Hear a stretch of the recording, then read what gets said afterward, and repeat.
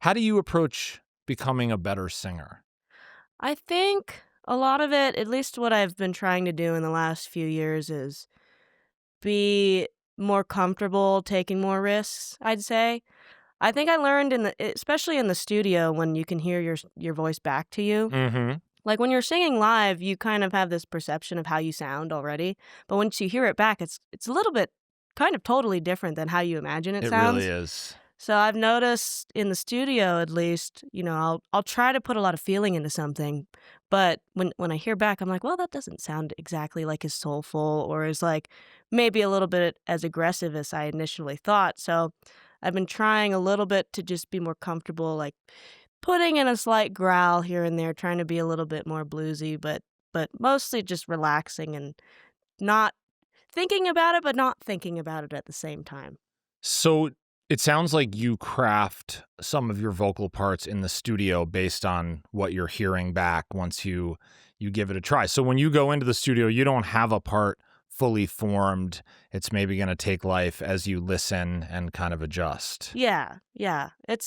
And of course, like with any song, once we've played it enough times, then it gets easier. Like if we have a song that we've been performing for maybe a year or two, then we can go in the studio and it seems like it's already fully crafted Mm. because we've already worked out all the kinks vocally and instrumentally. But if you have a new song, you kind of have to experiment with how you perceive it sounds and how you actually want it to sound. I commend AJ Lee and Blue Summit, you guys as a band, you really do a great job of adapting to a wide variety of songs. It seems like that's really a part of your guys' thing is Hmm. sort of cutting this wide swath, and that's really cool. And that includes a lot of different vocal treatments. So when you're talking about taking some chances, throwing in a growl, whatever it might be, do you feel like you're emulating specific singers that you love, or are you more trying to do your own thing?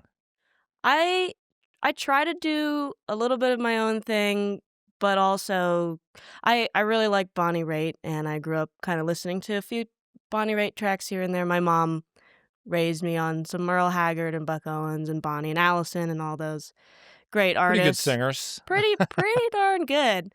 Um, but yeah, I feel like I all my life, my mom has taught me this philosophy where you want the song to pretty much sing itself. I've Mm. never tried to be a stylistic singer or, do a lot of vocal fry or like have that pop kind of sound with the attitude. But as I get older, I realize, adding a little bit of your own flavor into the song is what makes you a unique artist. So I'm continuously trying to develop a sound that I feel comfortable with, along with, paying homage to the song and how it was originally sung.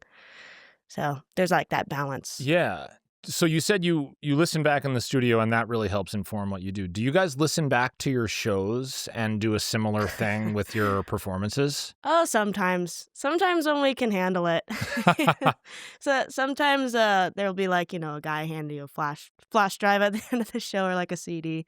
And like if it's a CD, it's easy because, we don't really have CD players at our house, but we're in the rental car or our van and we'll just pop in the CD and listen. And usually we'll have a lot of critiques about ourselves, It's but humbling, it's but it's very such a good humbling. way to learn. It is, and that's why we do it occasionally. It's hard to stomach it sometimes. Do you Sometimes. listen back and you're expecting one thing and then you're like, "Oh, that's not as bad as I thought it was gonna be." Or Yeah, okay, well there is a lot of that. There's more of that than I think in my own mind. I think at least these days, yeah.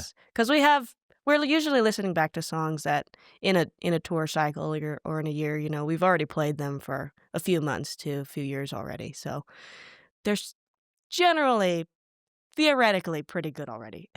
It's the irony of being your own harshest critic is like it's a curse and a Yes. blessing, it's the thing that pushes you forward, but it's also the thing that makes you not wanna listen to the live show right after you Yep. play, right? Yep. No, you need that. You need to be your own worst critic.